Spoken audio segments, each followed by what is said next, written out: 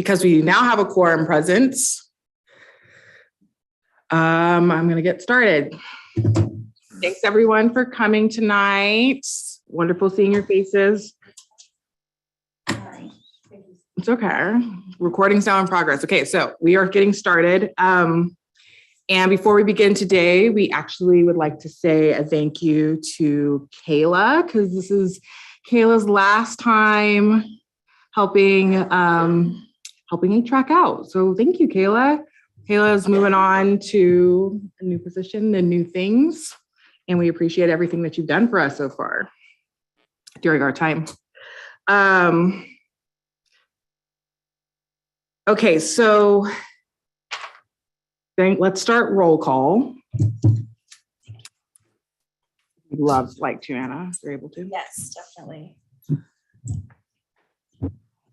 Okay, Manoj Alapiria. E. Brown.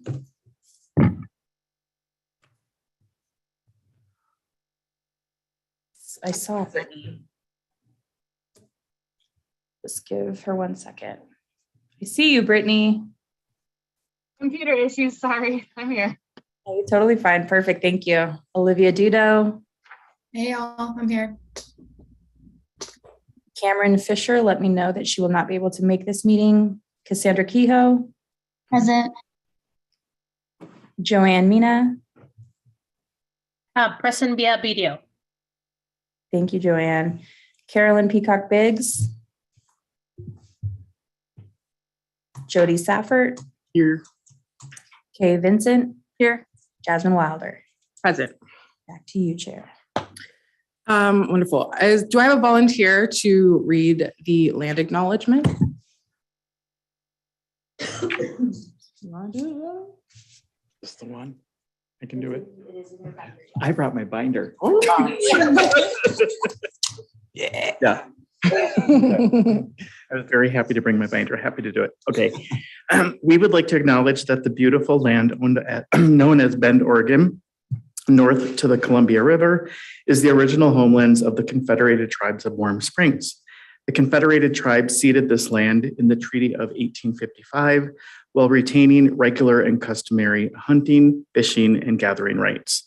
The Wanatama, Warm Springs, Wasco, and Northern Paiute people inhabited the area in certain seasonal times that clearly established their presence.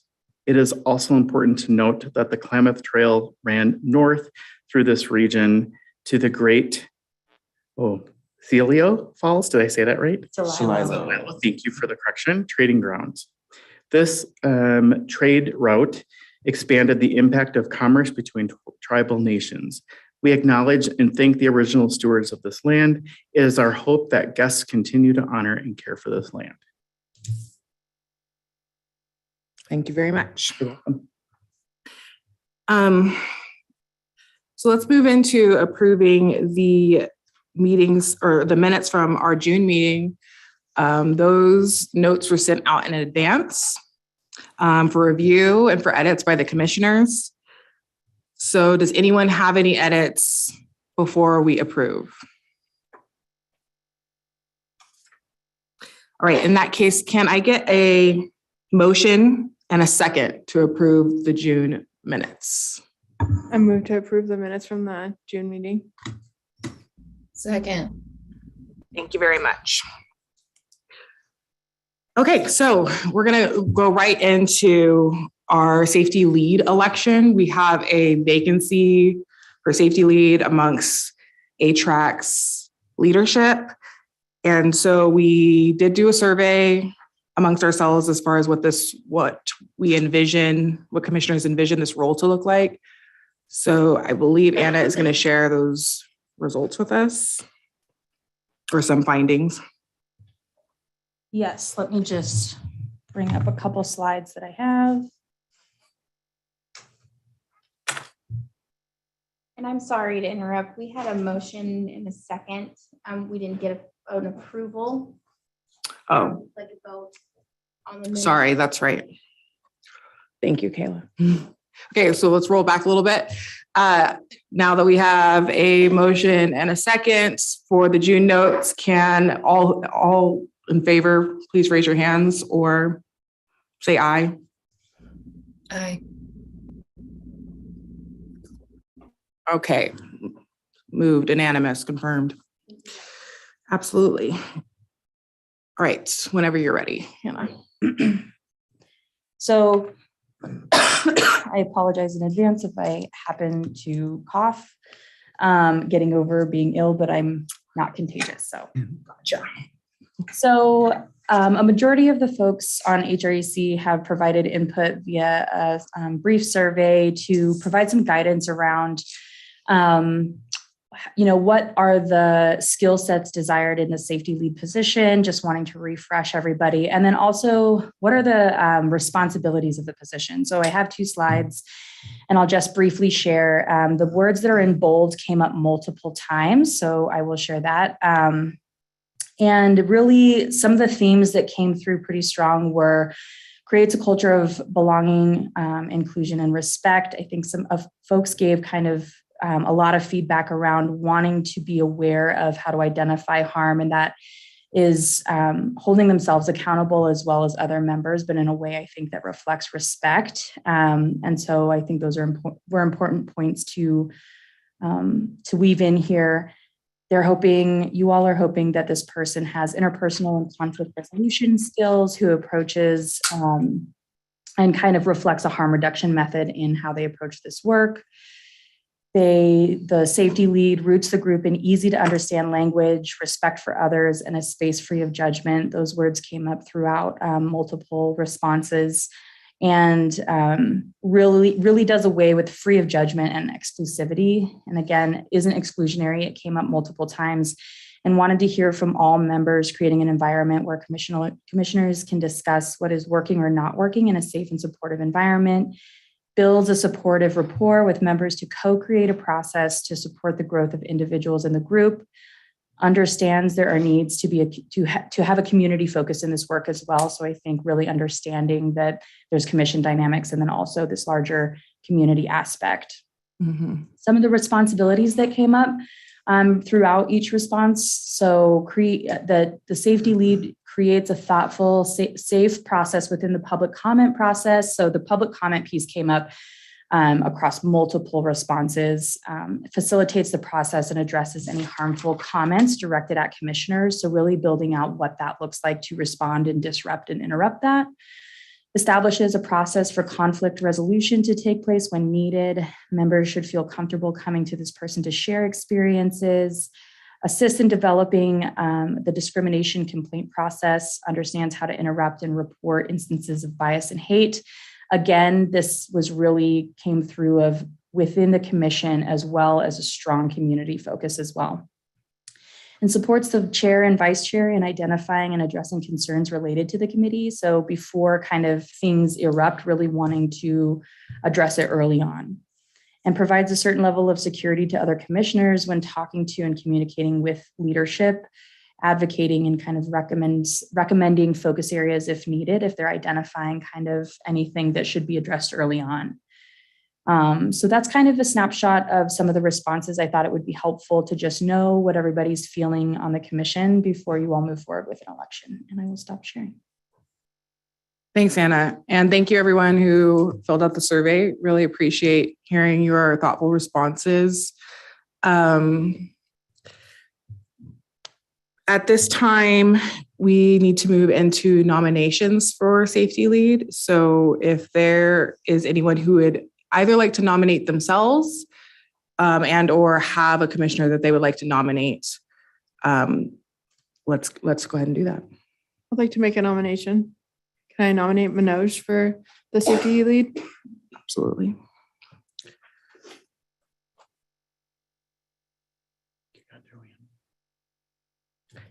Joanne? Thank you, Chair. I would like to nominate Cassandra also as a great candidate for this position. Excellent.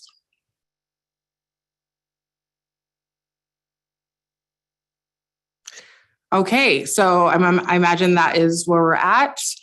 We have Manoj and Cassandra, have both been nominated for safety lead. Manoj is on vacation, so I'm going to give maybe Anna an opportunity to share his thoughts. But before that, let's begin with Cassandra. Cassandra, would you share with us just what your vision is for this role and maybe give us just a snapshot of your strengths and what you can bring to this? Absolutely. Thanks, Jasmine. And thank you, Joanne, for that nomination. I think this is a really important role and a really pivotal time right now to be able to effectuate the role.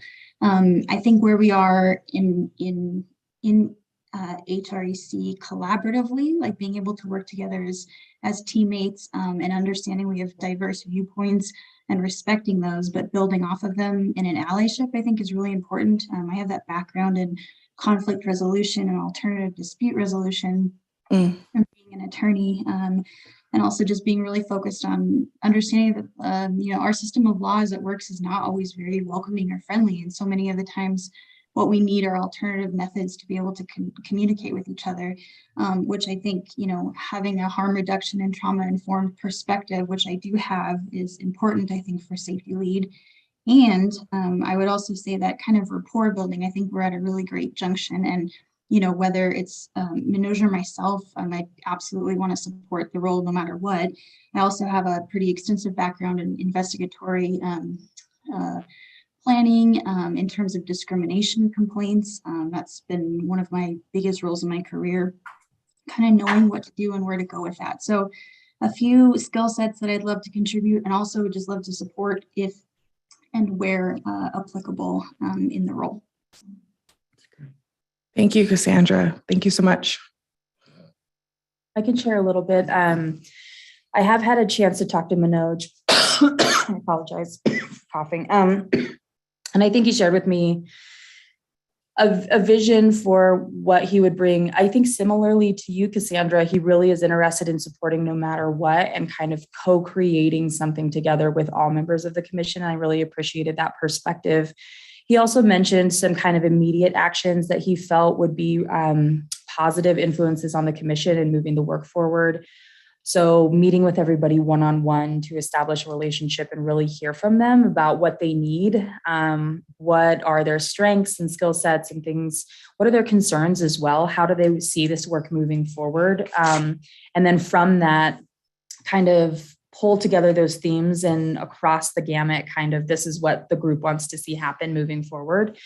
So I think there's a lot of strength in that approach as well. And he also shared wanting to create space outside of this very public, very linear, white, centered culture of these meetings, and how do we build relationship with each other, and how does that create strength in these meetings themselves. So those are kind of the main points that he shared is how he would approach this. And I think it just has shared appreciation for all members on the commission. So it's kind of my snapshot for Manoj. That was great. Thanks, Anna. Okay, so I believe we will go into a vote. Is there any rules as far as order or structure that I should? Ian, correct me if I'm wrong. Since Manoj was nominated first, would we vote on Manoj first? And then if there's not consensus, we'd move to the next? Typically, yes. Yeah. You vote in order of the nominations. So Manoj first. Can't recall how many commissioners are present, so having an understanding of how many aye votes it takes to wrap it up is important. Then you're done. So we have, how many members do we have? We have 7, maybe? We have 7. So simple majority. So if 4 vote in favor of a nominee, select. Okay, so we will begin with Manoj, who is not present, but is on vacation with his family, enjoying himself. So if you would like to see Manoj as the safety lead, go ahead and raise your hand.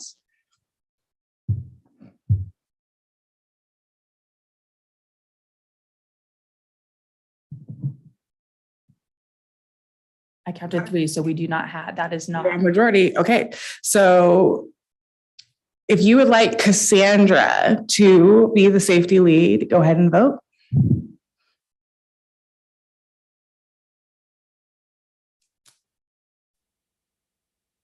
All right, there it is. Congratulations, Cassandra. Thank you. Okay, so we have now reestablished all of ATRAC's leadership. Very exciting. So another huge agenda piece for us is going to be a discussion about our work plan and development. We are going to adjust the agenda. I believe that you have right now just a little bit. We're going to move Zavi's presentation to agenda item 5, work plan discussion and development. And then Joanne and I had a meeting on the work related to this, and I really feel that there is some really excellent information and context to be shared around this work plan's purpose and what exactly ATRAC's role is fulfilling. So I'm actually going to pass this off to Joanne to go ahead and share with us on these points. Thank you, Jasmine. Thank you to, of course, all the commissioners for being here. First, I want to give a big thank you to Kayla. Being a public servant, a city employee, it's more than a 9-to-5. It requires dedication. It requires always a love for the community, and that love we do not take for granted. So thank you, Kayla, for everything you've shared and done for the city. Thank you. Now, oh, my pleasure. Now I'm gonna again feed into some of the great work that the city staff and community members have already shared with us. Just to recap, to bring the community members also on board, the Human Rights and Equity Commission was designed with the intent of bringing historically marginalized and underrepresented people an opportunity to be to come to governance, to our local governance as equals, to access city programs and services, to be stakeholders in decision making, and to have a safe place to have support when facing discrimination. Of course, we see there the objective, right? We have supported in the past some of the task force that brought us here, supported on the creation of goals. And now it's also our responsibility to support City Council in future goal setting. I apologize. I wanted to share a little bit with you here about the background. We are standing on the shoulders of community members that have served to push forward a vision where everyone in Bend feels like they belong, like they are celebrated, like they have opportunities to advance and thrive along the community. And so we see that there was a task force with community members that had the vision of creating the commission that we now have the honor of serving in. Of course, the commission has some guiding principles to bring equity and social justice strategically, operationally, and fiscally into the city of Bend. And with participation of the community, knowing that nothing happens in a silo, but that we're working and collaborating together. Then one last thing that I wanted again to bring to your attention is the purpose of bringing folks that have historically been marginalized into decision-making. And I think that when we look and think about our plan, that is one of the cornerstone of the advice we will be giving City Council. Thank you, Cher. And one last thing, because even though the community has a lot of concerns, we also have to remember the scope of the work that the city does and understand that if somebody comes with a concern regarding healthcare or something else that is not in the scope of work for the city, that we have community partners like the county and many community-based organizations that are working in tandem with the city to support all of the needs of the community. Thank you, Cher. Thank you, Vice Chair. This is excellent. Just to kind of see the scope and to be reminded of the vision of HRAC. Another context, just a quick reminder, is that last meeting, Councilor Perkins talked to HRAC about council's request that we engage with the community for input. So that is going to be another large component of what we're discussing when we're talking about the development of this work plan. Right now, we're to the point where I think there is some super meaningful structure and even content in the beginnings of that work plan. And this is where Anna's going to go in, talk to us where this work plan is as of right now and how it got to the point that it is right now. And then we'll discuss what next steps are to keep moving this forward. I think we're actually, thank you, Jasmine. I think based off of just a conversation with you and Joanne yesterday, I think it might be helpful to have Zavi lead with some of his presentation and have some discussion. And then we can talk about the community input that has gone into the priorities that exist. Or if you'd like to go first, that's totally fine. No, I guess I just misunderstood, but that's fine if we're feeling like it makes sense. So Zavi's here today with HRAC to share where he is with his plan.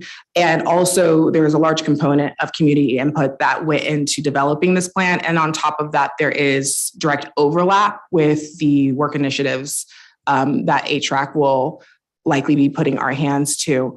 So let's go ahead and hear that. I think I would want commissioners to be listening to pretty much an experience that's gone before us, but be gathering questions, concerns, thoughts, and ideas based off of the established processes that Zavi used. So that's what we're looking for.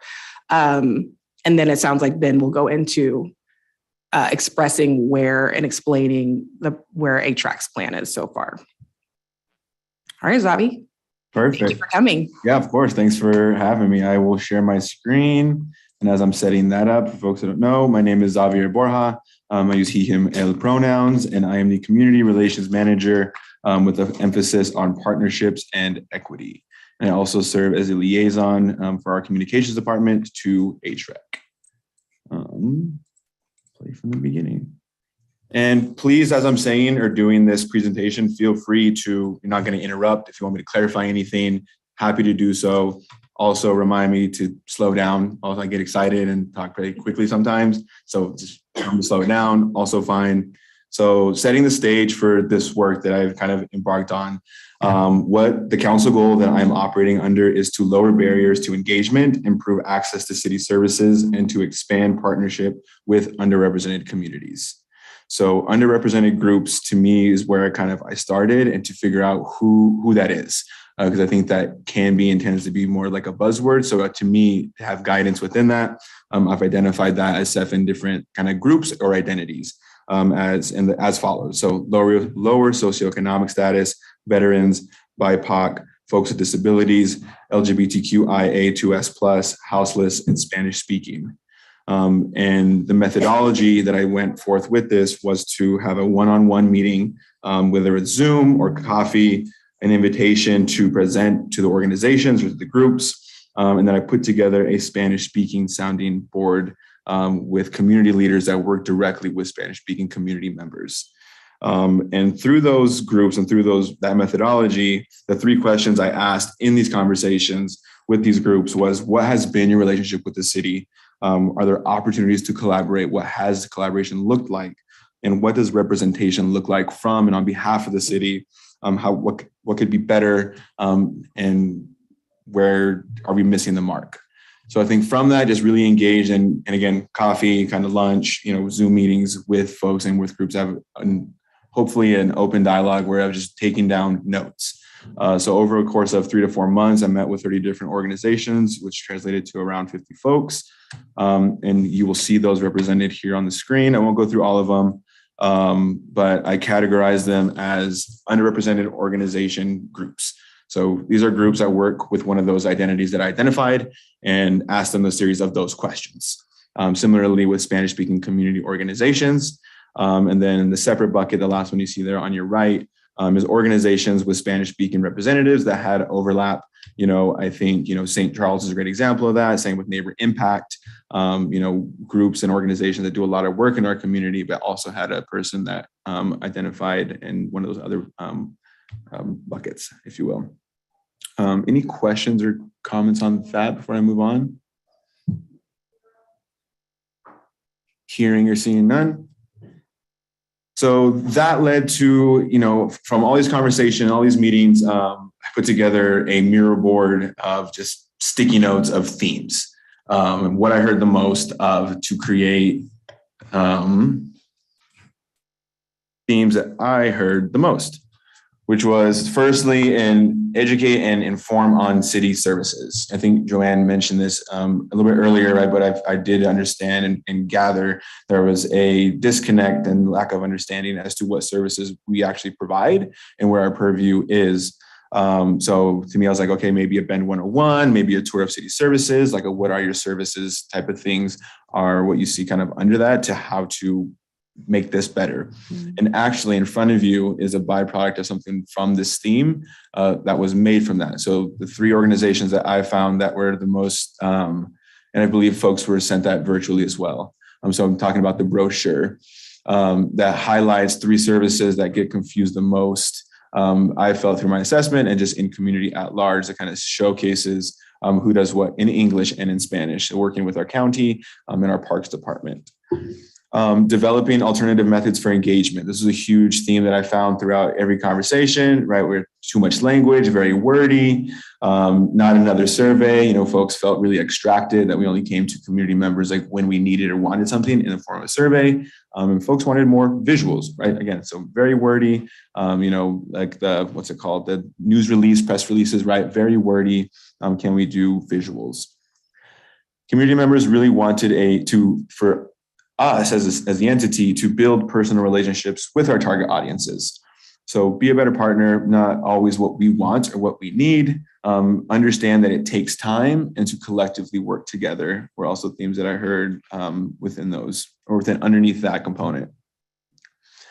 Folks also say kind of similarly to that, but also maintaining consistent presence with community members. So it's not only just to build that relationship, but to continue to go back and show up, not only on our behalf, but for them or for the entity, right? So just be at events. So show up was one that I heard a lot.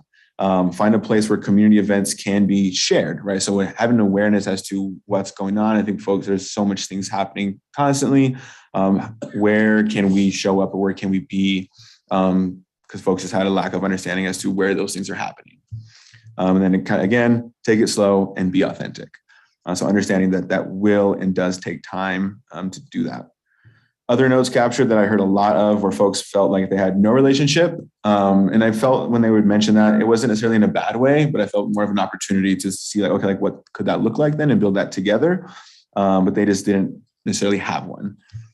Folks really called out the need and want for bilingual staff. And multicultural staff, community center or a multicultural center was something I heard a lot of as well. And then dedicated resources kind of for like these initiatives to be seen, whether again, financially and or org-wide. So from these themes, I put together proposed projects that I have been working on and are working on currently, and some are finished. So that first in the left-hand corner, this one right here, the Educate, the Bend 101. So that's again right in front of you. And I've just finished up a 8 video series that highlights 7 of our departments and what they do in a visual form. So hopefully an educational component as to what, like, for example, the housing department does, what the police and fire do, what utilities department does. Javier, can I interrupt just? Please, yeah. So I'm curious because Yeah. I see it a lot Yeah. across the city. Would the Bend 101 nomenclature from our commission and your work get confused with what the chamber is doing as part of their 101? That's a great question. And thank you for bringing that up. So this was way before I even knew that was even happening. And so we've now named it Know Your City Services. Better. So that's kind of the rollout that we're going to go through. Because I think it could get kind of like, where do I go? Definitely. And that was kind of something that Eric had brought up and, mentioned. So yes. Good. Yep. And they create that separation of like, we're not this is who we are. I see alignment, definitely. Definitely. But it's different audience. 100%. And different services. Like this is what we do here at the entity, the city. Thank you. So Know Your City Services. Yeah. Thank you. English language update. So simplify. So internally with communications, Jacob Riggle is going through a complete revamp of our website, which will hopefully update a lot of that on his end to have externally facing. Same thing for a, what's it called? Visuals and assessment, forgetting the word, but a template for how we use like all of our visuals, all of our colors, thank you, graphic standards. So our graphic standard update, you're the designer. So doing that whole revamp, so that's kind of embedded within that. So those things are happening on other ends within our department. So I want to talk about these two together. So the community events calendar with partners. So that's something that's still in the works. As well as the community outreach events and community celebration events. So very different ones. I think these two are the ones that are kind of stagnant right now. And where at the last meeting, I mentioned the DEIA internal outreach and engagement subcommittee. So that's something that I'm leading. And it's, again, pretty stagnant right now and looking for recommendations as to how to embark on that. What does that look like? Where does that live? In terms of who owns this community calendars event, how are we rolling it out? How are we sharing it? And working a lot with the Parks District right now, because they do a great job of like the outreach and inviting other organizations to Alpenglow, was a great example of a new park, but also like a lot of entities and agencies at one event being able to share their resources and just be in and with community in an intentional way. Something I'm working on right now with Claire, who is back, who is our counselor coordinator, who coordinates with our counselors, is a quarterly meeting with our Spanish subgroup. So every 3 months, being able to have that one, like that intentional meeting with council and with some staff members and with Spanish-speaking community groups for just kind of updates or what is it that we need to continue to work on in that way. Council just is aware of like what are the needs and wants within that. And tying kind of to that is a Spanish translation prioritization plan. This is something that I created and it's finished. It's a living document internally. So it's basically think of it as a cheat sheet as to like internally if you're working on a project in engineering and I don't know when to translate. It's more like it'll help guide when you should be translating or recommendations on when you should be doing that. So that lives. It's a live document. It's a recommendation, right? It's not a policy, but my thought and hopes is that will roll into and help strengthen like a language access policy at large that can be duplicated for multiple languages, but Spanish is our second highest language here in Bend.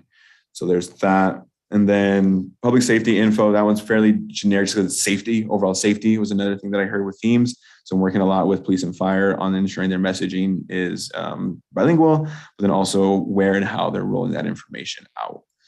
The reason I have this map, and I will put it in the chat. Oh, sorry. Can I put it in the chat? Nope, there's no chat. There's no chat? Just kidding. Sorry for the folks virtually if you can't see this map that clearly, but it's a neighborhood association map, and you can see the equity mapping and framework, and then the work with Michaela. So Michaela Oliver is also a community relations manager that works with neighborhood associations.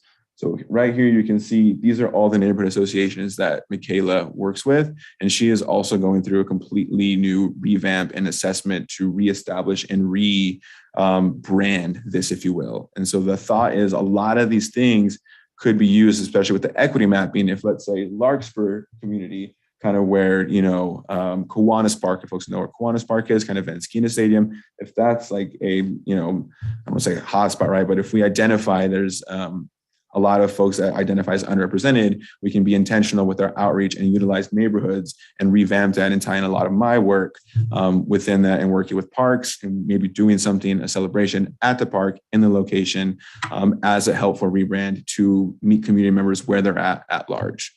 So that is an idea and a concept that we're working on right now to enhance and to make this work possible or happen. I have a comment, I suppose I just want to put in here. When we're looking at this, the proposed projects, and, you mentioned a bit of stagnancy with some of them, but also it seems very,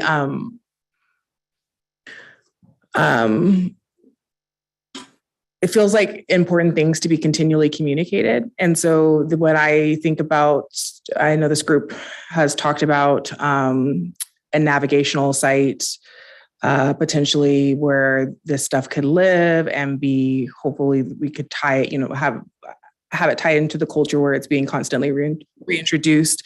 And it can be, hopefully a site that is a bit more community facing and community members get on it to know what the heck's going on at all times with this type of activity. And then as well as to have increased access to to resources basically that need to be there, and then also have the proximity necessary for them to give meaningful feedback. So I just want to put that out there, just it's not really a question, but as so much as a comment. And then I was wondering, when you do something like those videos currently with what your guys' current communications are, right, that video series, this community events calendar, where does that stuff live right now? And that's a great question, to where the Know Your City videos will be on the department's website and will be rolled out via social media through a campaign that we're still kind of like the communications department. Correct. Okay. Social media. So okay. Twitter, Instagram, Facebook, and YouTube. And then again, it'll live the utilities department homepage will have that video, on it. And the community events calendar. And that's a great question. That's something, again, why it's kind of stagnant, towards who's the ownership, who owns this? How do we share cross agency wise? Because that's something that I learned early on that was pretty difficult to have in one central hub, especially as a municipality, when we're trying to bring either nonprofits or other organizations on board to this, and who's constantly updating it, who's checking it, and then again, who's facing. And that's why I wanted to use that internal DEIA task force to kind of help brainstorm some of those things and figure out where and utilize maybe that as a team to do that collectively. I've worked with parks and library of entertaining the idea of the Monday.com, right? Or some sort of shared, what's it called? Calendar app or something like that. And each agency will pay for the year, some sort of being creative or trying to be creative within that. Because again, if we as a city use Microsoft and other agencies use Google, there's lots of synergy within that. And it makes it difficult, and trying not to create barriers. So any recommendations on that would be extremely helpful, right? I think in seeing who out in community already does that. I think Visit Bend does a good job, but more tailored towards tourism and more like events, right? And same thing with what's it called? The Source. I think does a really good job as well, but again, not necessarily tailored to let's say a nonprofit or what type of events are happening in that sense.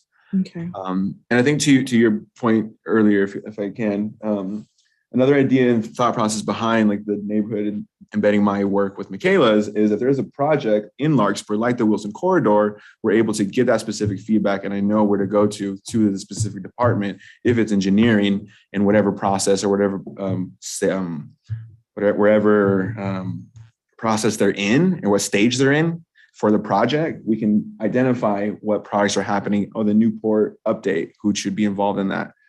Identifying these pockets and being able to meet community where they're at. Michaela and I are also going shopping for a trailer So again, getting the clearance from, Eric to be able to explore like what it is to have a trailer, to again, meet community where they're at in these pockets for specific events or specific things that are happening in that area. So community is up to date. But that unfortunately takes a little bit of time. We have a hand up, just as an FYI. Excellent.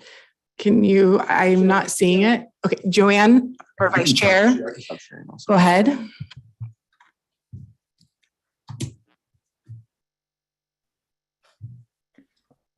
Thank you, Sabi, and thank you to our ASL interpreter. It's so great to see that we are advancing on our commitment to accessibility. So thank you for being here, interpreter.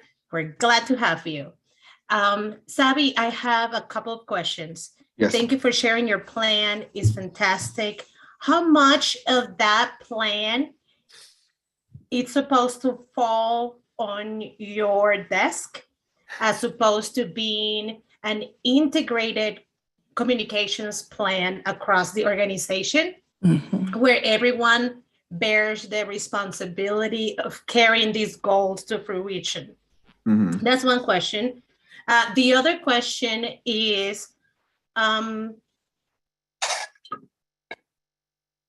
we talk about the systems and processes that cause some community members to feel like they can participate and others to just inherently be marginalized because we don't provide the interpretation, or because the timing or traffic, or the transportation, or many other barriers that folks have.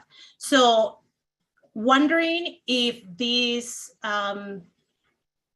plan to engage with non-English speakers and others that experience marginalization will include the perspective of those community members, right? And I think that there is some up to that in the listening session, but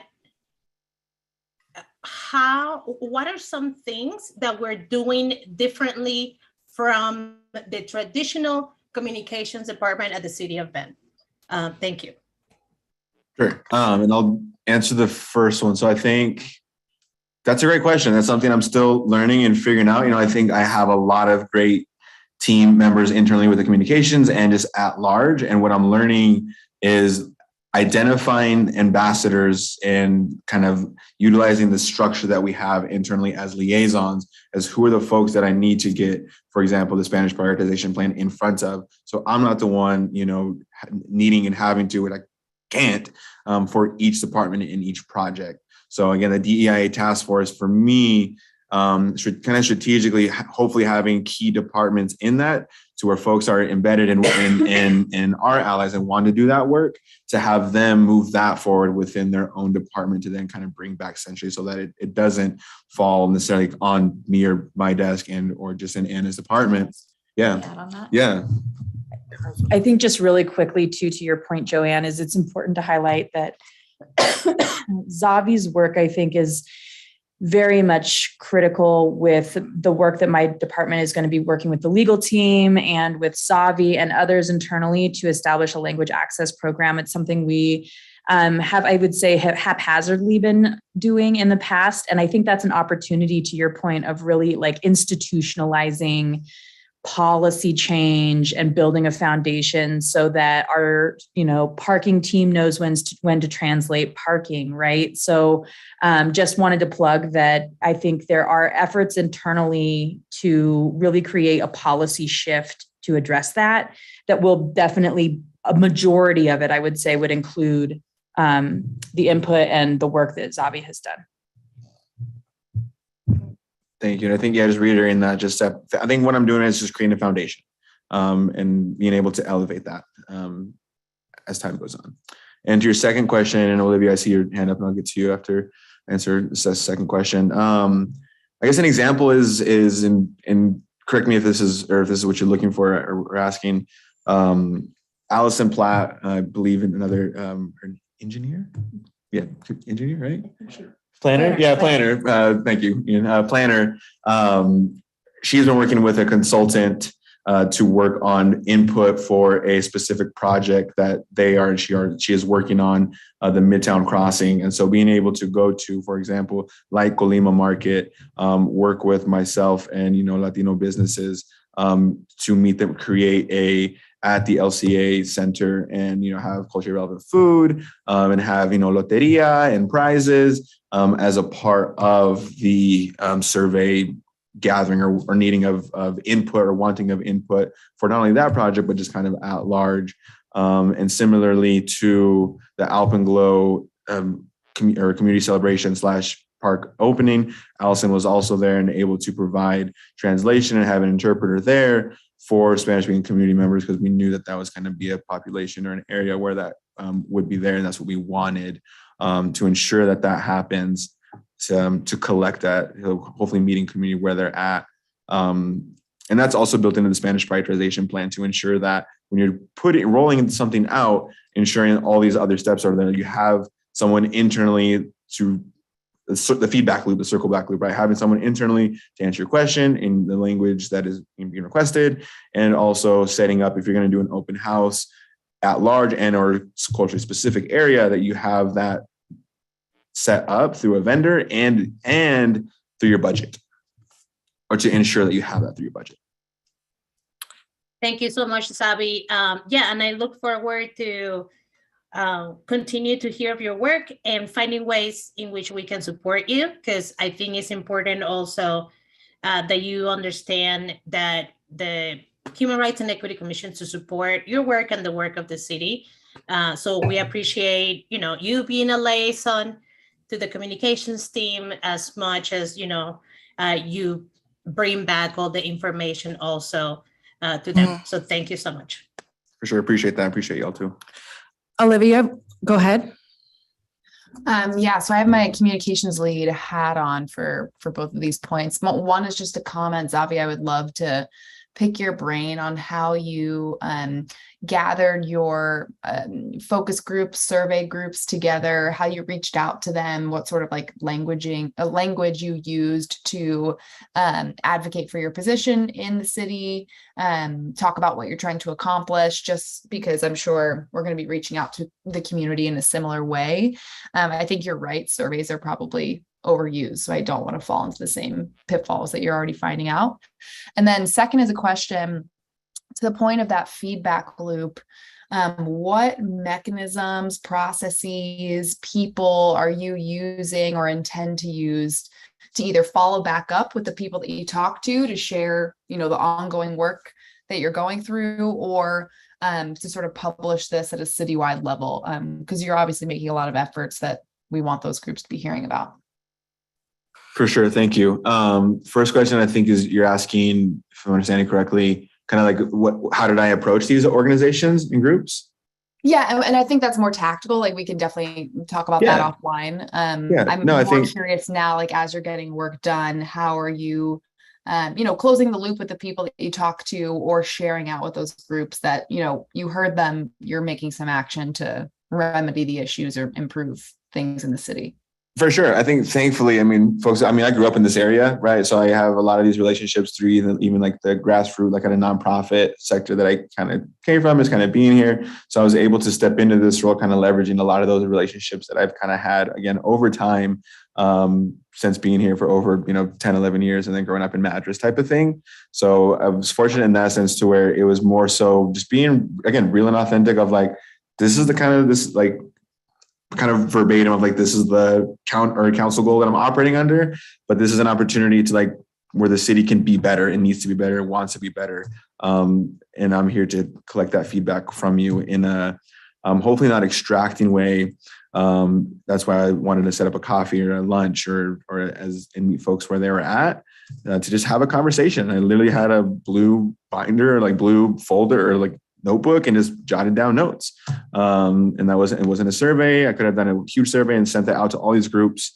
But I didn't want to do that. I wanted to make it as authentic as possible and have them heard. And that circle back loop is something that is still kind of ongoing, because I think you saw the list. There was a lot of groups to kind of circle back on, and being able to serve as a liaison almost to them internally and externally, both facing, if that makes sense. So being hey, yeah, the city's actually doing this, or being oh, this department maybe didn't follow up with this thing. Maybe I can help with that. Or like what's going, like, oh, thank you type of thing. Yeah, that's helpful. I think it's just sort of a reminder, maybe a basic reminder to me that this group needs to build a lot more social capital within the community so we can essentially do what you're doing, move within the circles that you built over time. And just a reminder for HREC to do the same type of connection building. I think that's great verbiage. Yeah, social capital. Because again, like I've been able to be here for a long time and I don't know what it is or what the timetable looks like. And that's another thing I think is very ambiguous or it's fair. Yeah, it's not set in stone. Like it takes time, right? Like, what does that mean? I think folks are like, it takes 2 months, 3 months. So like, what does that mean to truly build a relationship? So thanks for pointing that out. And I think your second question, can you remind me of that, please? You answered it with just about following up with people. It seems as though you're kind of like choosing work streams that may be tied back to particular groups or speakers. Trying to, but also like encouraging internally, like, hey, like you should follow up with them, or like, hey, you're kind of doing that warm passive, like, hey, this is like a great person, like you should talk to them, type of thing. So to Joanne's point, it's not just me because it shouldn't be and it can't, especially if we're trying to build it for the entity itself. So where again, I've been able to leverage like, oh, here's Zavi on behalf of the city, but again, trying to grow that and build that rapport.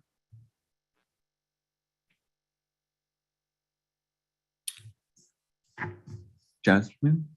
Yes. Okay. I'll call on myself. I have 2 clarification questions based on both Olivia and Joanne's questions. So to start with Joanne, what I'm hearing is, I think the question was, is there a way in which your plan is being integrated into, communications plan that is being executed citywide? Now, I don't know if that's really where maybe the communications department or whatever is at. So I guess I would want to know if I would want us to explore, get confirmation. Maybe this is a Megan thing that when we take some of the like ownership and we make sure it's going over into the equity plan, which correlates to the HRAC work plan, that at least can be the avenue in which that it's been integrated it's been integrated and then is being pushed across to the departments.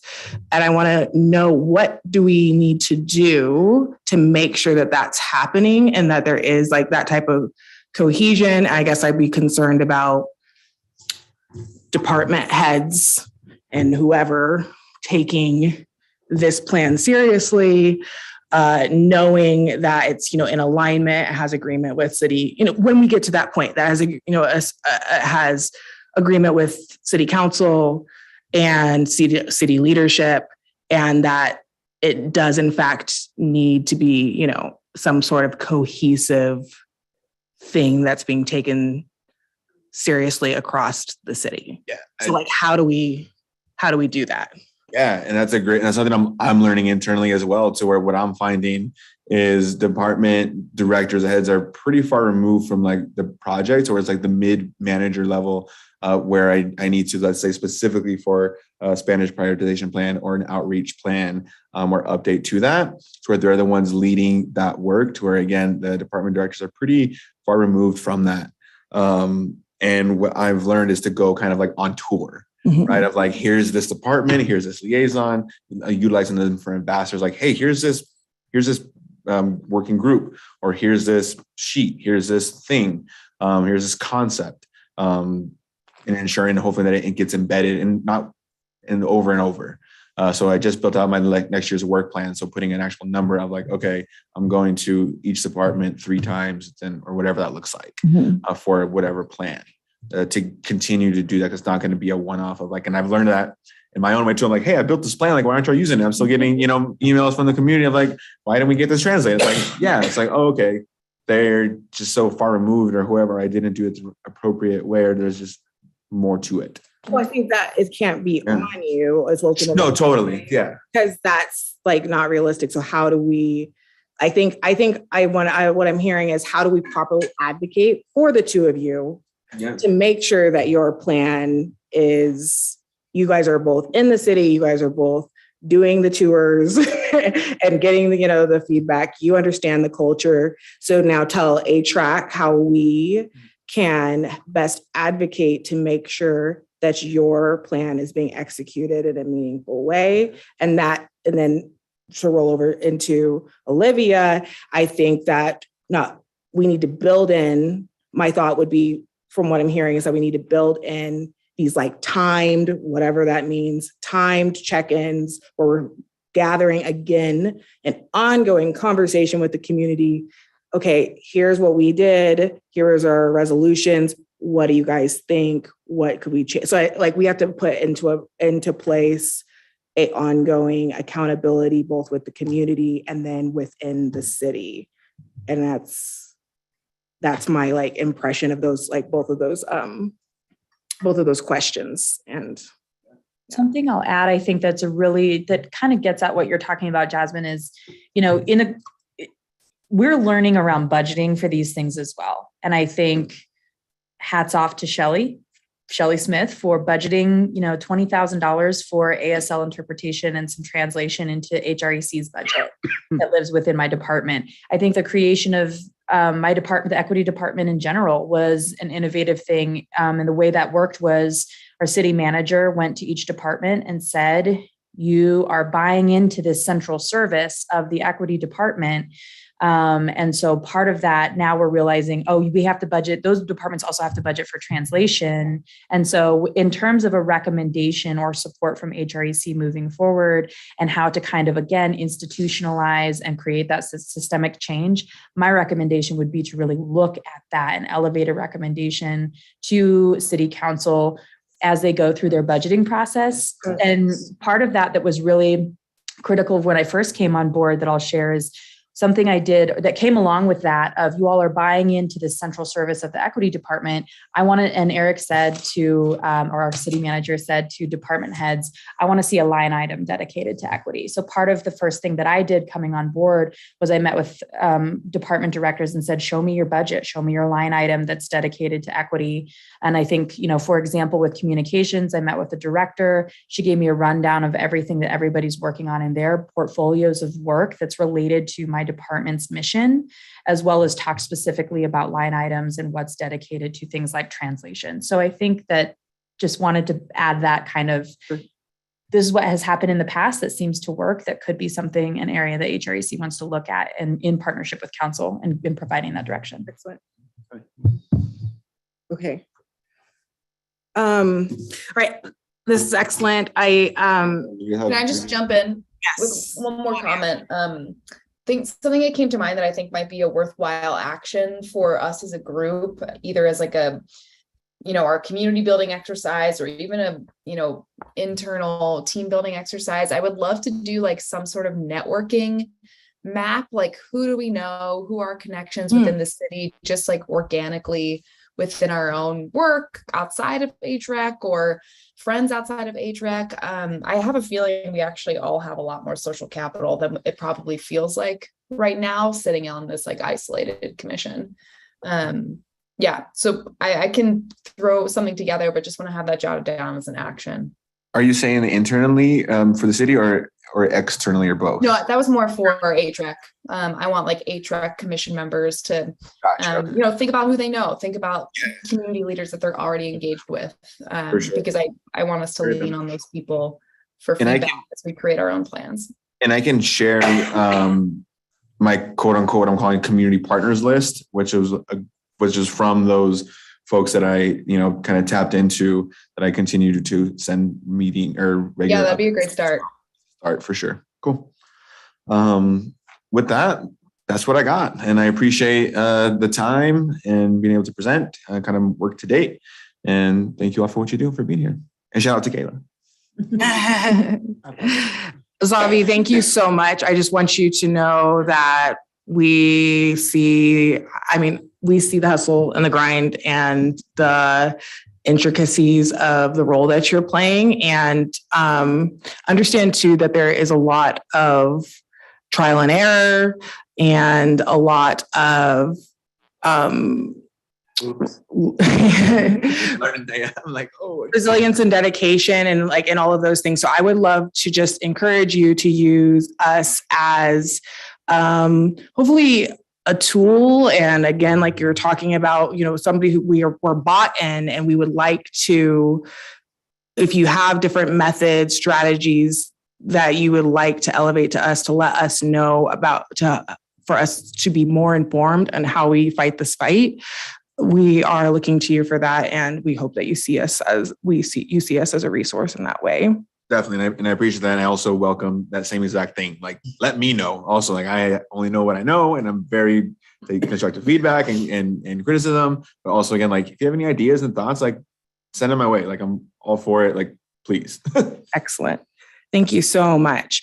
Okay. So right now we're going to go to Anna. Anna is going to talk to us a bit about what she understands about the community's priorities so far, as well as some initiatives that the equity department already has to take ownership of, and also our community liaison already has to take some ownership of, that have brought ATRAC's work plan to where it is.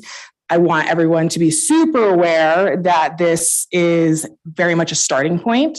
None of this is set in stone. This is all more of a structural presentation. And then also we got some good content that should help the juices flow in all of you, but we're here to hear what commissioners think as people who are already out in the community organically, who are members and around members of the community and can give a lot of information for this. And then, of course, the biggest component will be our strategies on community, how we gather community input right now.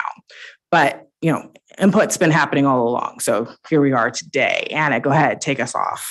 Thank you, Chair. I want this to be more of a discussion, but I thought I wanted to provide a little bit of context in the beginning, kind of how we got to where we are. So on the screen, you'll see kind of just some input to date. And this is not a full snapshot. If you look at that last bullet point, I think, Joanne, you've brought this up to me as well. There's gaps here. And I just want to share that what is currently up here is pulled from either your governing documents. So it can be the purpose set forth by City Council that was adopted by ordinance into City Code. That is the purpose of HREC. So that first bullet point is just pulled directly from that City Code element of establishing a process for community members to be able to share acts of discrimination while offering resources, navigation, and appropriate triaging. This process is also a space where community members can make requests of the HREC. And I did share with you a document in advance of this. It's just a template that I use for my department and how I track projects. What is the goal? What are the deliverables? What are the outcomes? What's kind of the narrative that's pushing this work forward? And then what are the elements that I'm seeing? And so I wanted to kind of provide that in advance for a little bit of context of the work elements that would go into some of these topics. So the group has an idea of the time spent or capacity internally or within this commission to move some of this work forward. And I think from there, in a future meeting, we'll talk about how the group wants to make decisions to prioritize requests that come from City Council, from departments within the city, and from community, I think most importantly. And how are we going to tee up that process to make that happen? So that's kind of why that one is there. It feels like a non-negotiable, so I'm just going to go ahead and say that. And then develop an equity framework to be utilized by all city departments in the early stages of policy development and decision-making processes. This is really some work that is kind of woven in already to council goals. So again, it is a non-negotiable for my department. That includes, I think, Savi, it showed up in your plan, is equity mapping. So really utilizing like GIS data and spatial like geography, how are we going to use data to inform equity decisions, but not stopping there, right? So we're doing infrastructure. We don't necessarily want to use a map and put that out publicly to capture low-income neighborhoods when a developer could easily use that information to target that neighborhood and cause displacement, right? So we want to be thinking thoughtfully about how we move forward. So instead of just focusing on equity mapping as a tool around space and planning, we wanted to take a step back and look at our larger framework that could be applied across all departments, and again, meant to be used early on in the policy development stage in partnership with the equity department and other leadership within the city, to be able to make sure we're moving forward thoughtfully and not causing any unintended harm, like the example that I just gave, right?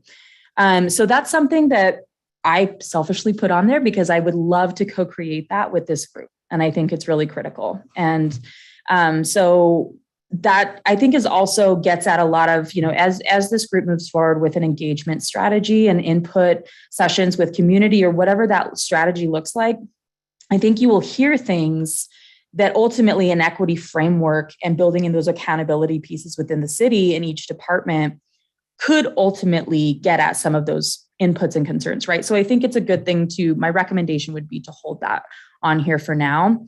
Review and establish recommendations on city's contracting and sponsorship process, policies, and procedures. This has come up a couple of ways in conversation. It's come from a couple members on this commission. It's also come from a couple community members who I've had conversations with. This came up in an email that also went to both Savi and I from Peacekeepers around kind of priorities and direction for both of us to consider moving forward. So I really didn't want to lose track of that. So I popped that in here as well. Participate in City Council's goal setting process to ensure the organization's guiding principles and priorities encompass strong evidence of equity and systemic change. Exactly. So I think that participating in the council goal process is really to ensure that equity, I think, stays at the center and maybe even branches out into some of those other elements. And it was a request of City Council. So definitely Councilor Perkins and others have brought it up. So I wanted to make sure that was captured here. Establishing a language access policy or plan or program, whatever we want that P to stand for, is something that is starting right now. There are a lot of like Title VI related state and federal rules that apply based off of our demographic information that came out in this last census data. So that's going to be important for us to pay attention to and build out from. So including Zavi's work, looking at how we're handling say Spanish speaking or hard of hearing. We're in the process right now. My department just purchased new tech for this room to be able to support with assisted listening, as our old tech was very outdated and didn't work properly. So really looking at how are we ensuring that we're providing access to everybody in terms of infrastructure, technology, but also how do we respond? Is it somebody comes in and participates in a meeting, as an example, a council meeting? Are we providing extra time for interpretation? How do we have interpretation ready? How are we normalizing closed captioning? So really looking at language access on a broader scale, but I think trying to identify first steps first. And then I just wanted to recognize, I think, per Joanne's feedback as well in the past, of a couple undefined areas where I couldn't pull out a specific project, but I know it's a priority of community. And that's around public safety and housing and houselessness. And so I thought it was important to capture that here. You do not see it in the more detailed plan that I sent out prior to this meeting, because again, it's more undefined at this time. And I think there needs to be additional input rather than plugging something in based off of our own assumptions. Absolutely. Thank you so much, Anna. I'm very excited. So right now we're going to just jump right in with all the context and information that's been provided from these folks and talk and have a discussion. Let's start with, what do we think about the plan as it sits today, and what is missing? What do you have questions about, concerns? Let's just go ahead and have an open conversation. I will be paying attention to time and trying to manage time there, but this is an excellent opportunity to go ahead and just get the get the creativity and the thinking and the engagement started right here, right now. Anyone? Joanne, Vice Chair, go right ahead. Thank you. Thank you, Chair. And I wanted to first and foremost appreciate Anna and the Equity Department of the city for not only putting it together, right? A set of clear, tangible goals that we can strive for as community, but knowing that those goals are actually based on the work that has been done prior. I want to give a shout out and a special thank you to all the community members that participated in the census. The census makes a difference, and that change in demographic, it's triggering the language access that we see as goals for Spanish speakers. So thank you to the community for participating. That is an example of civic engagement. And I want to continue to invite folks to participate in these commission meetings, to reach out, whether it's, whatever is easier for you. I know that the city has their social media you can reach out to. There is our website. And we will continue to do our best to also be in community, to hear what are your priorities and concerns. But just know that this is a community plan, and we look forward to partnering up with the community. Thank you, Chair, and thank you, Anna. Thank you. Do any of our commissioners have something that they would like to share? Thoughts running through your head with the information that we've been given so far? I'm trying to find the best way to put this. It just feels good to be having a productive meeting that's focused on action going forward. I just have to say it. Thank you. Love it. I've been here since the beginning, and this is one of my most favorite meetings. So thank you. Thank you. Can you put the previous slide back up? Yes, I sure can. Thank you. Yeah, thank you for. I have a good memory, but not that good. Joanne has her hand up again. Vice Chair, would you go ahead and share with us? Yeah, thank you. I don't mean to take a lot of time, folks, but we gotta be productive with our time, right? As our commissioner just shared.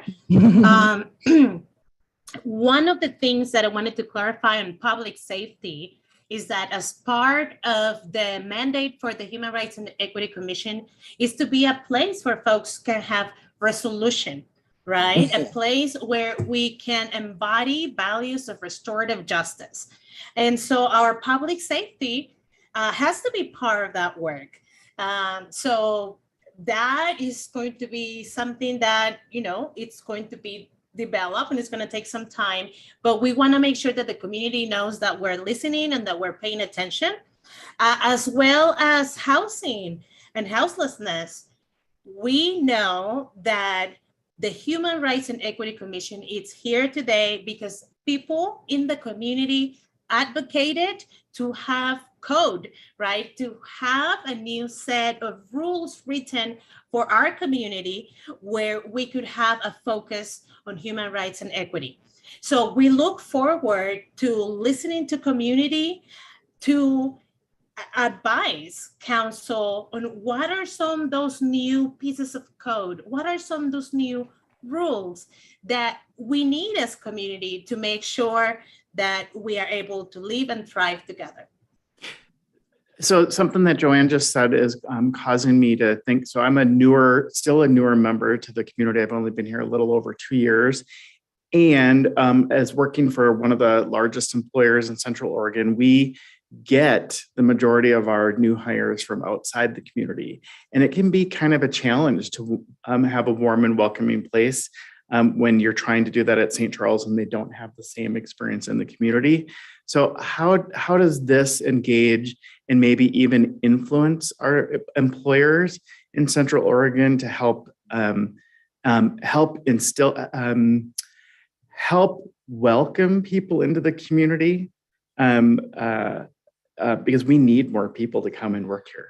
So are you saying if part of this work plan could potentially be something where we engage with employers to help create a more welcoming environment where where employers potentially are also invested in this plan? Yeah, because without giving away too much information, we use a lot of travelers, and we've got travelers for our staffing within St. Charles, and will continue for a while because there's a huge crisis around workforce. Some of them don't feel very warm and welcomed in our community and won't return. Mm-hmm. So how do we influence that? So I just want to say, sorry, I don't mean to jump in, but this passion, right? Passion in the work. We as commissioners are going to have the opportunity to be in relationship with these essential workers that are not feeling welcome in our community, right? That is the idea. So please, if that is the community that you're in most close relationship with, make sure you let them know, hey, the meetings are every Wednesday or every last Wednesday. Share. This is how we can leverage our community relationships, as Sabi and Olivia were just saying.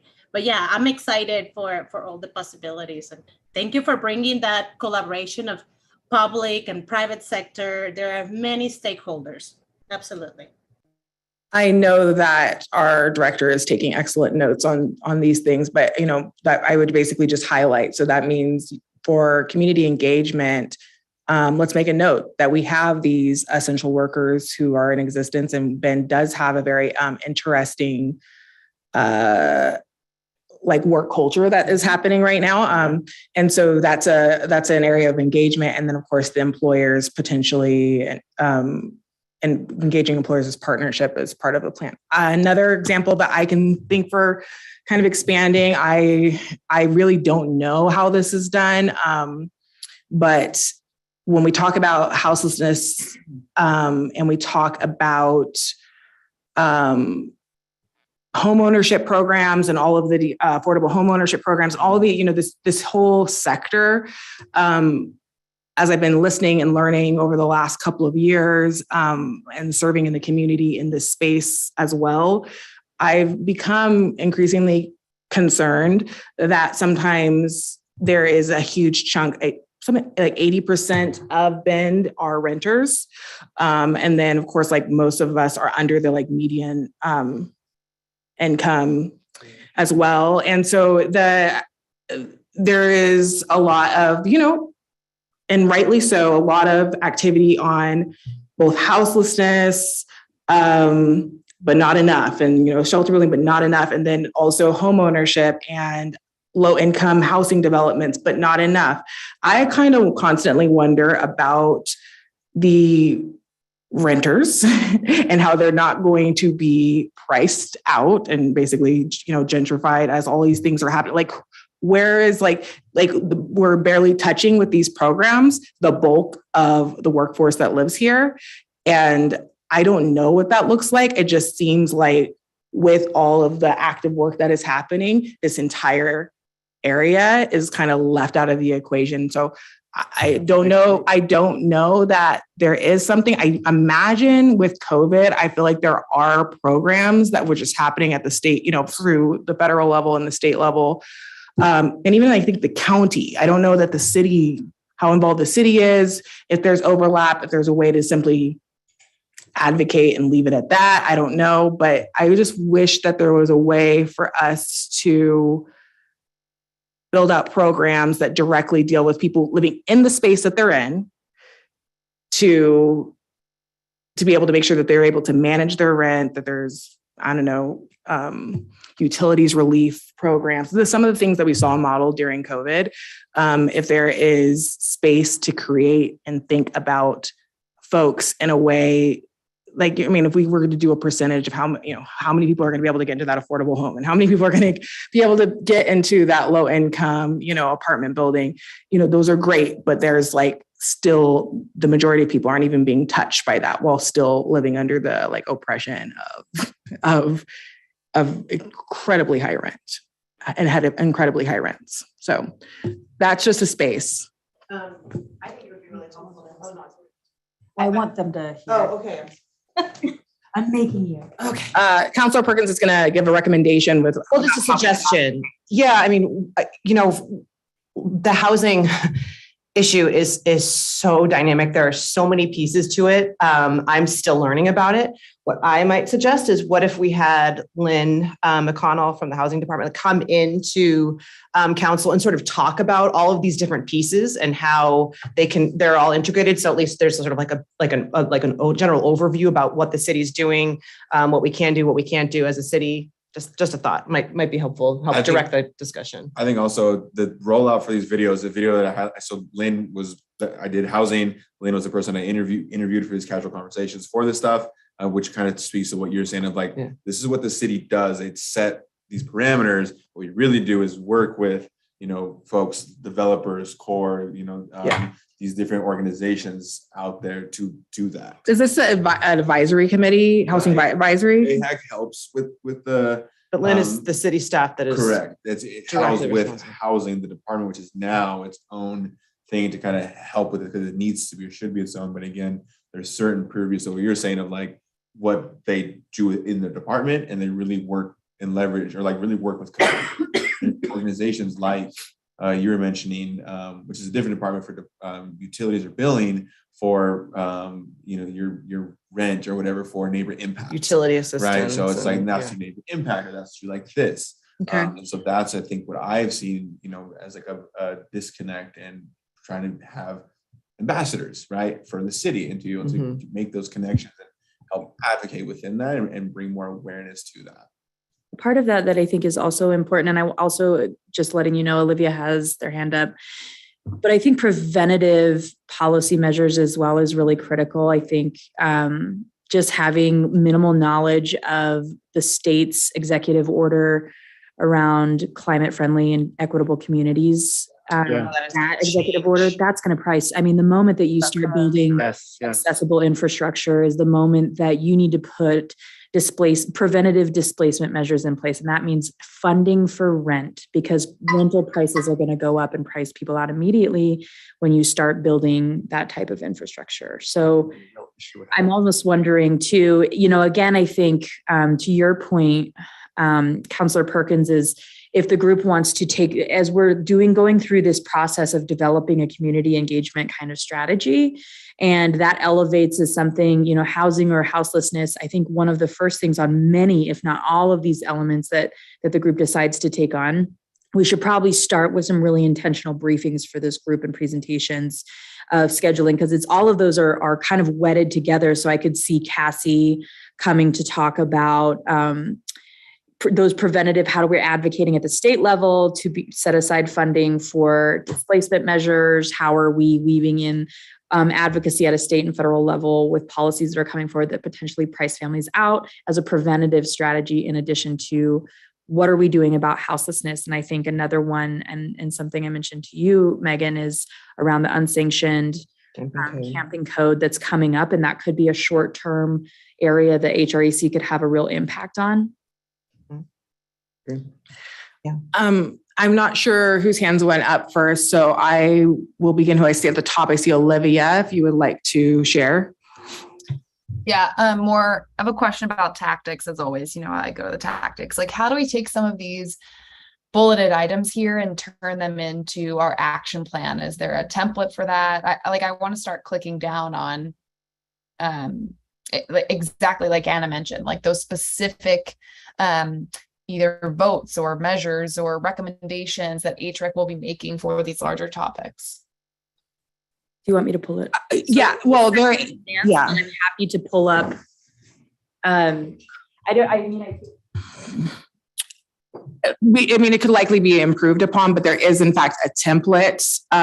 Great. Yeah, I'd love to see it. That will continually be, commissioners will have access to. And then of course, don't forget to provide direct feedback to Anna on whatever you're seeing as any of these items are being pushed across your digital space.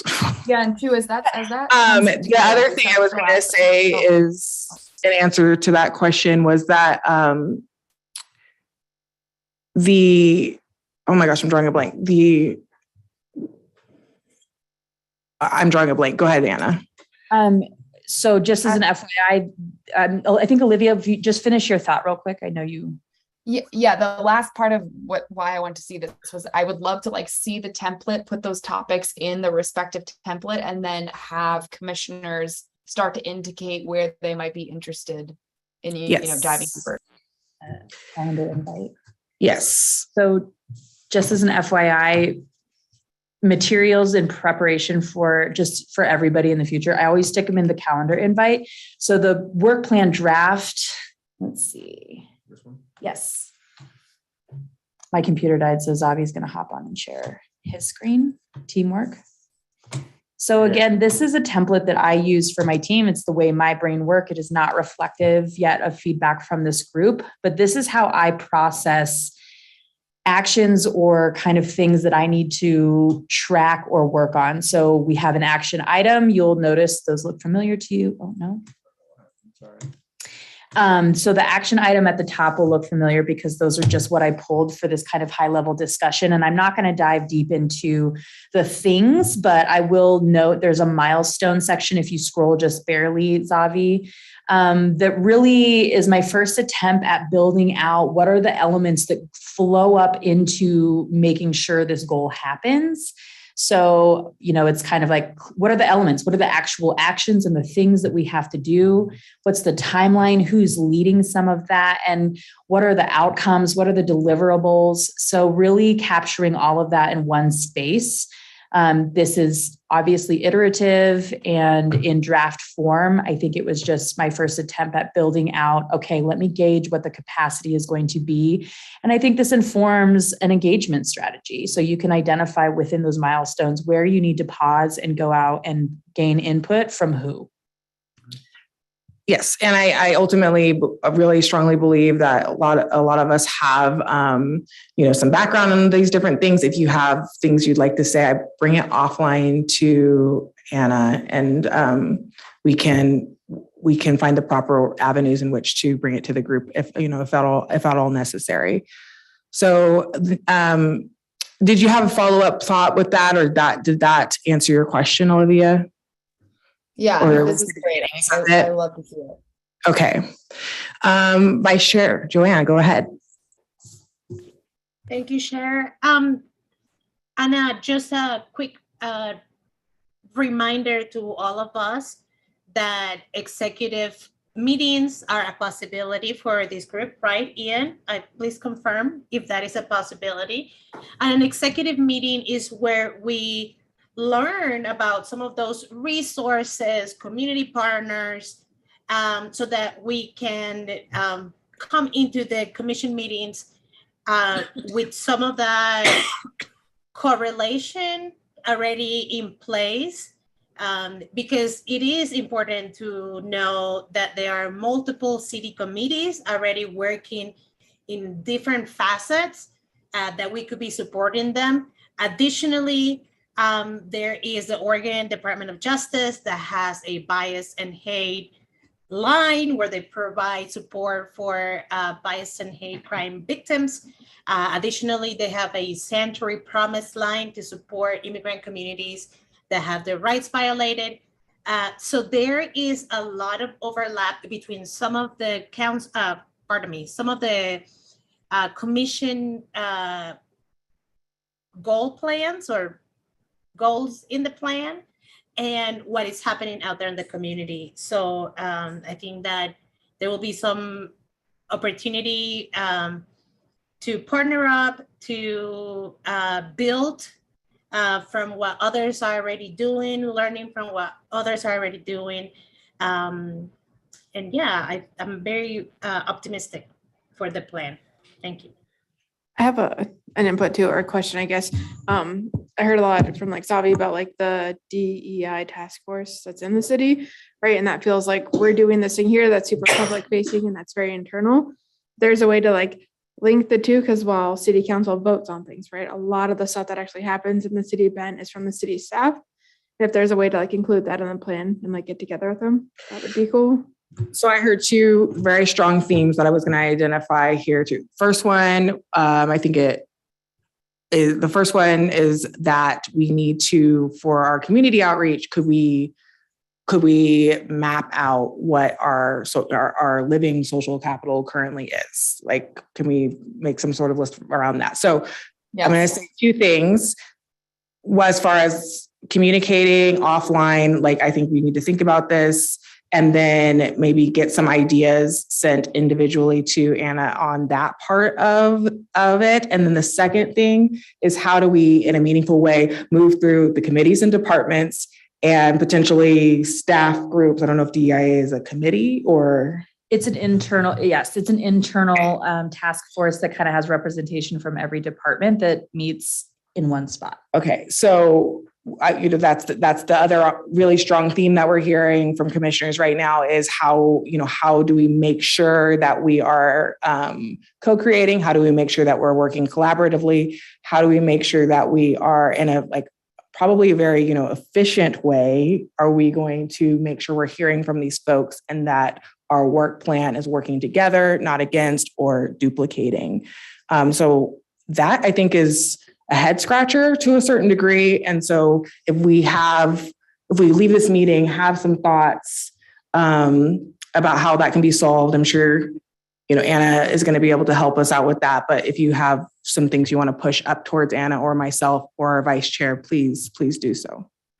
And I think that's an important thought that I again, selfishly moving forward, just want to make sure that there is opportunity tonight, or that everybody has a chance to weigh in and provide direction to me in terms of next steps around your work plan, so we can discuss engagement. I had a couple slides that on my dead computer now, but I wasn't planning on necessarily sharing them. I can share them after this meeting of kind of a recommendation, like boilerplate.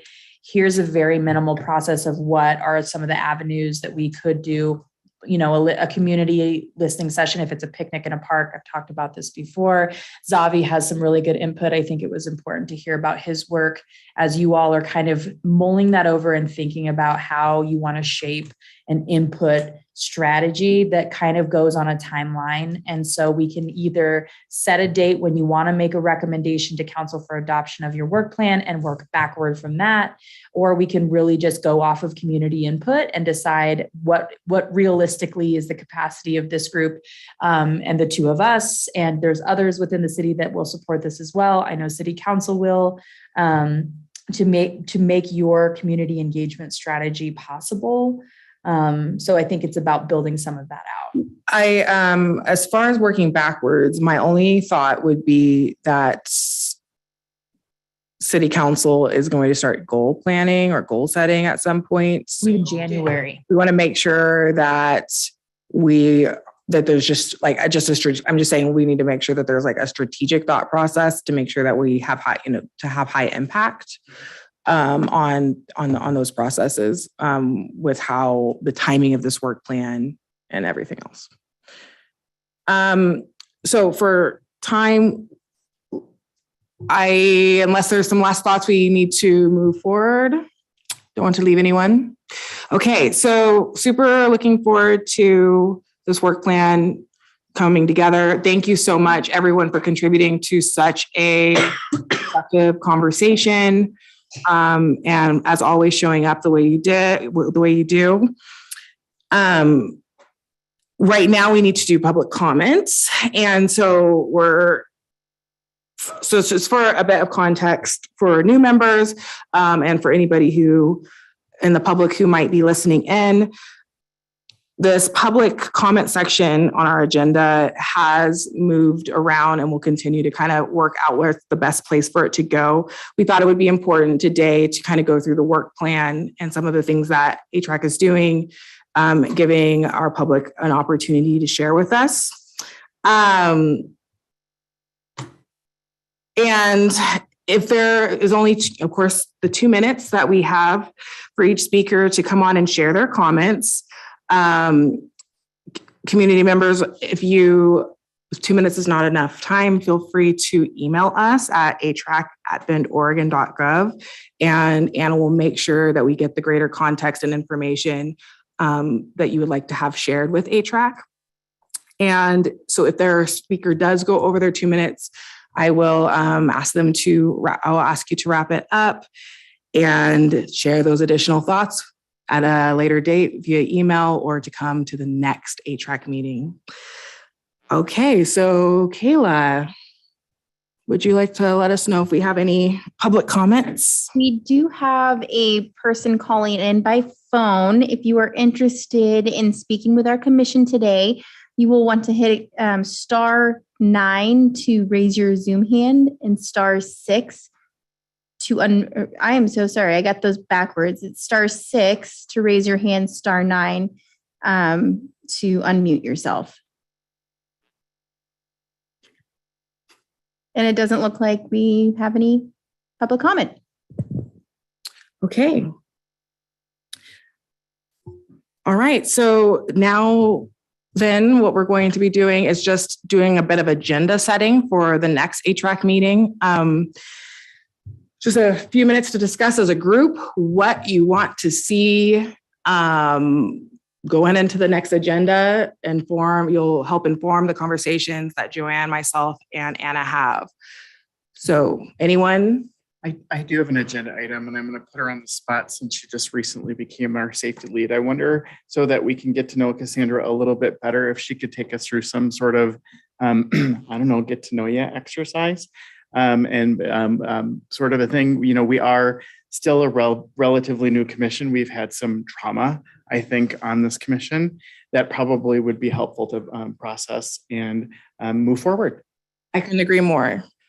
All right, Cassandra, just a little pressure on you. No big deal. If you are open to that, or if you want to share your thoughts. Yeah, absolutely. I think that is a great idea. I think just in this interim time period from now until our next meeting, I'd love to reach out to each individual member and kind of gauge, and I don't know if that would be in collaboration with Manoj, but I would love to do that just to really kind of gauge what the temperature is, what people would like to see moving forward, and how we can really, you know, I met with Anna the other day, and she was saying how it's difficult sometimes to know people outside of, you know, the 2D world of what we see on paper or what we see like on our Zoom screen. And she had shared, you know, she paints it in the evenings. And I thought that was such a beautiful thing, because the humanity and the work that we do, and equity being so important, we can't lose we cannot lose the connection that we need to have in order to do this work. So I think that that'll be really a beautiful way to get to know each other, touch base with each other, and then really establish some kind of team building exercises or whatever would be welcome from the members of the committee. So I love that suggestion. I love that idea, and I'd love to move that going forward with that. Yeah. Thank you so much, Cassandra. That was wonderful words to share. Thank you. I was thinking that maybe we should also do something about the subcommittee as well on our next agenda. Flesh out that idea completely. I don't know if we're going to attempt to do another leadership meeting in between. I think we likely will do another leadership meeting now that we're welcoming Cassandra. And I believe that leadership meeting can flesh out the subcommittee, and we'll have some movement on that. Movement and direction on that, so that can be a part of our agenda. Anyone else have things to inform the agenda? Joanne? It will be fantastic if we can have some tangible recommendations for in-person, or not, well, we are doing in-person or virtual, but on-site meetings. Thinking of St. Charles has facility that we could have an on-site Human Rights and Equity Commission, similarly with Mosaic, COCC, OSU. So that is one way that we can be in community and listen directly. So if we have some relationships, right? That we can leverage. Oh, you have one. And have that connection. Well, thank you. If we could have some of those and send it to Anna, it will be great. I will make sure to also do my part to try to find us a location where community members feel comfortable coming to, and that they can be participating in this process. Additionally, would love to see if by the next meeting, each commissioner can put some input into that draft document that Anna shared with us based on what you are hearing from the community, right? We know that people have been calling city council, and we know, right, that in relationship and in community, we are hearing, seeing, and experiencing difficulties here in our community. So we cannot, right, devalue our own lived experience and the lived experience of our peers. So hopefully then for the next meeting, we can have a little summary or maybe a more robust bullet point of what are some tangible actions that people are looking to see from the Human Rights and Equity Commission. So a summary we'll basically do the same thing again, but after having taken additional feedback from commissioners to see where we are now. And then we can go from there. Is there a resource or something that we could share with the commissioners that maybe, I know that we have our binders. Is there something that we could also reshare, just like re-showing the services and like how the city operates and works, so that commissioners can open it up, take a look, and just really consider, just to help them, a visual to help them remember. We might even and have recall some videos at that point. Might even have some videos. So we'll send, Anna's going to send us some resources to help us have points of reference and to really dig deep, as Joanne was saying, into our relationships and the things that we've known and experienced, and get that information in as quickly as possible. I would say at least if we could give you the 3 weeks to kind of get that going, so that Anna has at least 1 week to populate that and to get those things added in. Okay. I really like Joanne's idea about that too, because as she was talking about that, I was thinking, wouldn't it be cool if, I'll just be selfish for a second and be like, it'd be fun to host it if we could someday at St. Charles. And we have a DEI council that are community members that could be in the audience as a community and offer comments that they might have during the public. I love that idea. And when she said that, I'm like, I bet you we could leverage other relationships just like that that they were talking about. And I think that's a great point to also connect to the work plan development, right, around community input, is where is community already gathering? Exactly. And can we go there and do an abbreviated kind of presentation and then open it up for input, right? There's always a public meeting element that needs to be navigated depending on how many of the commissioners show up, but we all know that and can work around that. So I think we can come up with a thoughtful input. I like that. Thanks for sharing that, Jody. That's a good connection. Yeah, it would be nice if we had some sort of, I feel like this was kind of happening for a moment. Maybe it can be reactivated, but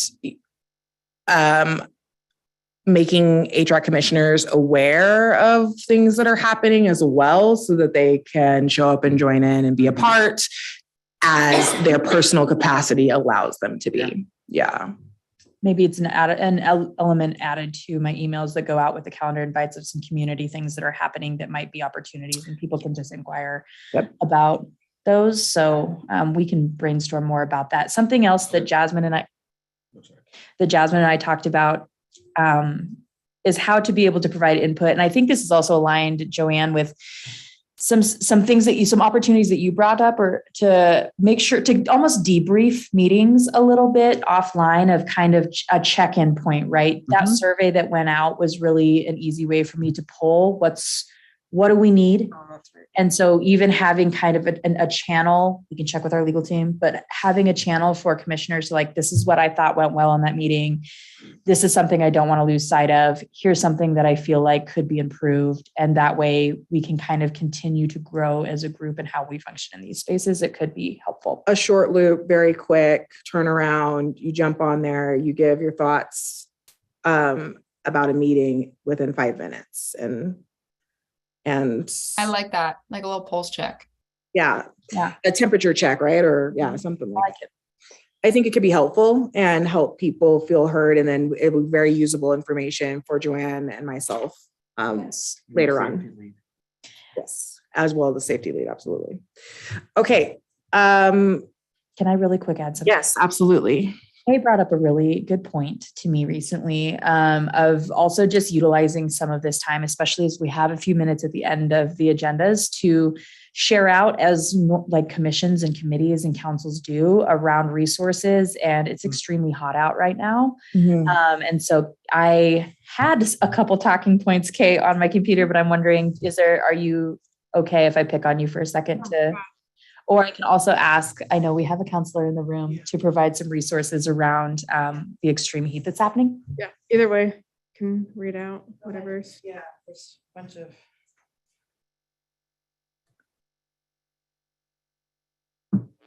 Let's see. I think while you get that, Yeah. to the point of like events that are happening. So what I'm doing right now, because there's no like content or there's no calendar, it's like I'm putting it internally on like Yammer. But I think Olivia, are you the communications liaison lead? So if it makes sense to me to send those to you as well to send out to HRAC, I'm happy to do that as well, or send them to Anna or whatever makes Both. sense. I think that's excellent. Yeah. Yeah. You are the person to talk to, I suppose, about this thing, huh? Cool. Am I going to help? Right? Just as much as I know, right? Or whatever. How fortuitous. Also, we had a presentation at our stewardship subcommittee about from Envision Bend, which is this nonprofit that's doing this, visioning project for the city. And I did suggest that they come and get on the agenda at some point in the next few months, just because I want to make sure that they are truly meeting their goals of actually being inclusive of reaching all of the community. So they might be reaching out.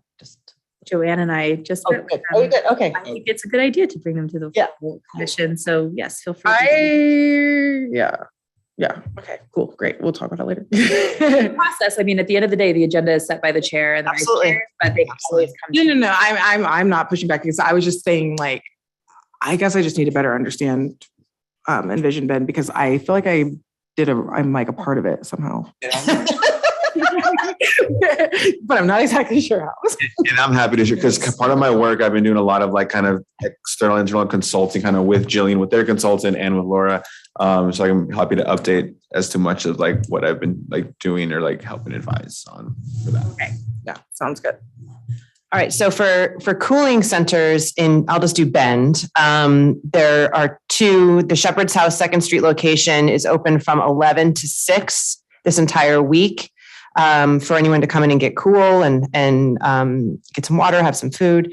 And the Masonic Hall, which is at 1036 Northeast 8th Street is open from 9 to 1.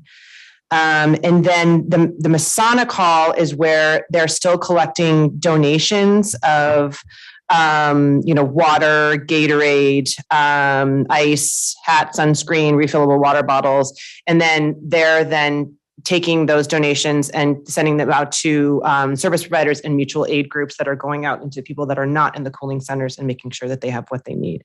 Also, Avid Cider is one of them too. Yes. And Avid Cider is also another one. Another one for drop-offs, to be clear? Or Yeah. Yep. For donations. Okay. Yep. And Hummel Road has the Mr. tents up, which is nice. And they have a water spout, which is actually a permanent use that they have now, which is nice to actually have water right there on Hummel Road. And of course, the libraries are air conditioned and are always welcoming. Where can we drive folks to if there are community questions or things like, where's that information? Is it on our website or?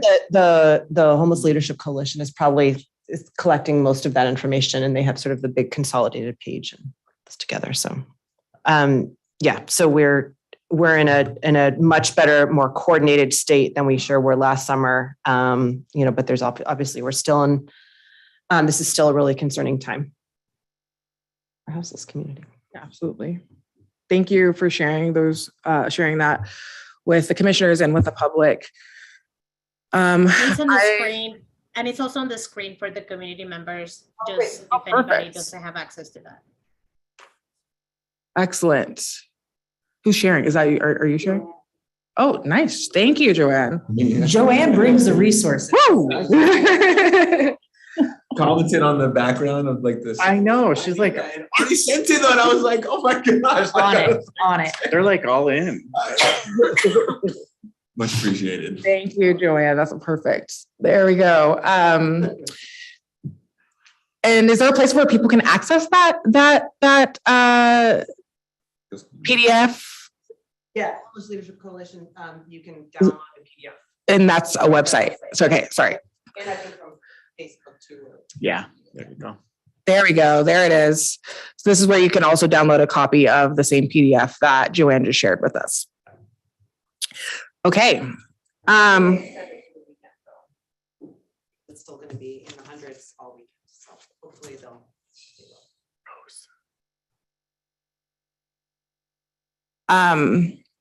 Okay, so at this time, I just want to thank everybody for showing up and giving of yourself and contributing to this meeting and the continued success of ATRAC. I am looking forward to this next steps process. I think there is a lot to think about and a lot of like valuable input still to come over even prior, I would say, to our August meeting. So yeah, with all of that, I'm going to bring this meeting to a close. Thank you, everyone. Have a wonderful rest of your week. Please stay cool. And if you have the capacity and the ability, please drop a donation off at the locations that were shared. Thank you so much. Good to see everyone. Thank you. Nice to see your faces.